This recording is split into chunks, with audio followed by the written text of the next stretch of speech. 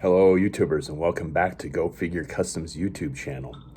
I know it's been a while since I put out a video, but as you may have, if you've been following my channel, you are familiar with the fact that I work overseas as a remote duty paramedic, and I'm gone a significant portion of the year. So when I started this channel, I was working in Ukraine. That contract came to an end, so I went back to Africa for a little bit. Then COVID hit, couldn't get back to my site. So then I got transferred to a contract in South America, in Guyana. So that's where I've been for the last 6 weeks, and 2 weeks of quarantine in Houston. So anytime I'm gone for a significant portion of time does not preclude me from collecting toys. So what I do is I think, thanks to the internet, when I do have it, I pre-order the stuff, and then when it comes in, my wife just sets it in a big pile for me, and then when I get home, the first thing I do is kiss the wife, play with the dogs, and then dive into the huge pile of toys that I have waiting for me when I get back. But a couple things before we get into all of that. First off, I just went over 1,000 subscribers on this YouTube channel. Thank you very much. That is amazing to me. That's almost half of the number of followers that follow my customizing page, which also blows me away. I had expected probably about maybe 5 to 10 followers on this YouTube channel, quite honestly. A couple people that are really into the same stuff that I am, and of course my best friend and co-host on our podcast, JD. I figured he'd be one of the subscribers. I mean, my mother doesn't even subscribe. So, hey, thanks a lot for subscribing to the channel. I do try and get back to everybody's comments. I usually sit down when I have time, and I've been really busy on this last assignment, so I haven't had time to get to do anything on the YouTube channel. I've already gone back through all the comments that I haven't commented on since I've been away, and commented on everybody's comments and answered questions to the best that I can. But one of the other things that I wanted to mention, kind of an update, because I probably won't be doing another review, unfortunately, will be on the Planet Green Valley Toys figures. A bunch of us had either pre-ordered them through Boss Fight Toys or Big Bad Toy Store. I myself had done pre-orders through Boss Fight, and I did indeed get 2 of those figures.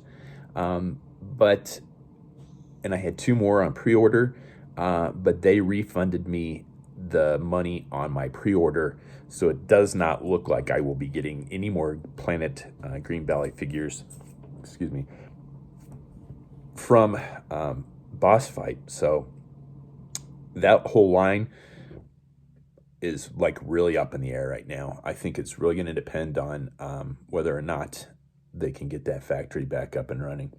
And speaking of toy lines that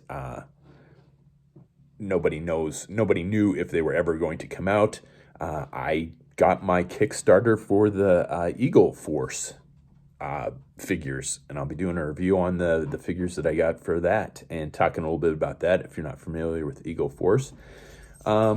The couple of things that I was just going to show real quick to say, hey, look, I got one in this video, because some of the stuff I'm not going to unbox at all, and some of it's just not that impressive, but I get it just because of who I am, is the Atmosphere Armor for Iron Man figure. I'm pretty sure it's just a repaint, but I'm not 100% sure at this point in time. I pretty much buy any Iron Man figure from Hasbro that's either 1/12 scale, which is the Marvel Legends, or 1/18 scale. So it looks pretty cool. I probably will open that. If anybody needs the Build-A-Figure part, it looks like it's the right arm. Hit me up in the comments and I'll send it to you, because I don't want it. The Build-A-Figure part is the right arm to Joe Fixit. So there's the packaging there. Figure looks pretty cool. I probably will open this one. I have a huge Iron Man display. That was one of the other comments I got. People want to see the man cave. And I am really hoping to do that video this time home. It's not quite finished, but it's gonna be. I think it's always gonna be a work in progress. So I think maybe give me a couple days to like kind of polish stuff up a little bit, and then I'm gonna have my wife film it while I walk through it and talk through it. So stay tuned for that. One of the other things that I got was Marvel Legends Ultimate War Machine. Well, I don't think it's not Ultimate. Ultimate means is a different universe. So, but this is kind of a updated reissue of the very first Marvel Legends War Machine figure that came out. Ooh, boy, when did that come out? Early 2000s, maybe? I don't know. Somebody can fact check me on that one. Which I do have that figure, but I like all of the accessories that come with it. I'm not usually a big one for the like flaming parts, but this is pretty cool. And again, this was supposed to be Target exclusive too. I think I got this off of. I have no idea where I got this. My wife gets me exclusive, so she may have found this at Target, or I may have bought this off of Amazon. Or no, you know what? I had a pre-order through Big Bad Toy Store. That's where I got this. Price was probably about $30. I think that's the retail price on this particular set. Still deciding whether or not I'm going to leave it in the box. I like the box. The artwork is fantastic on it.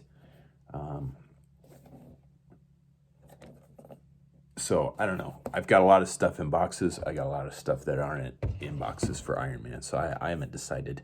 I'm running out of space in my Iron Man display for Marvel Legends figures. So that one may stay in the box. One of the other things that I got was the Star Wars Beskar armor Mandalorian. I like to keep my dog hair on everything.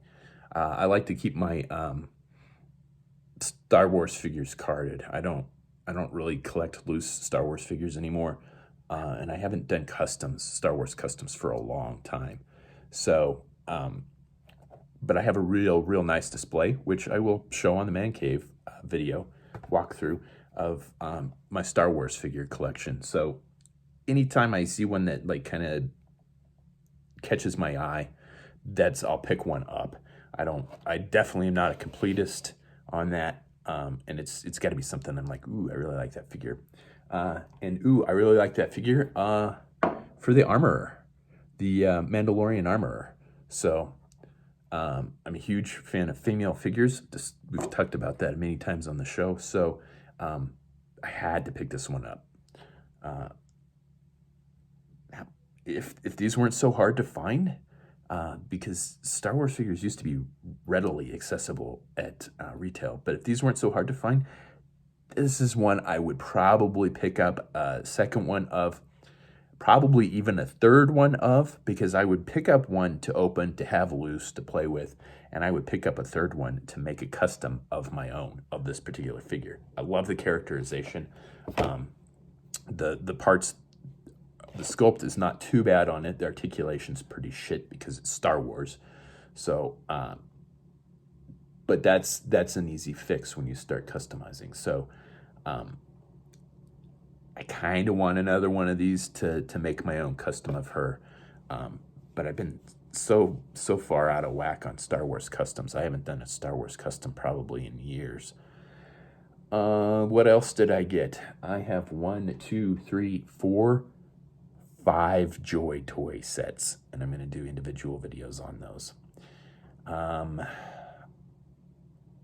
I think that's about all I got for this video. It's just a short welcome back to my channel. Thank you for subscribing, sharing, and commenting on the channel. I always appreciate that, and thank you for pushing me over 1,000 subscribers.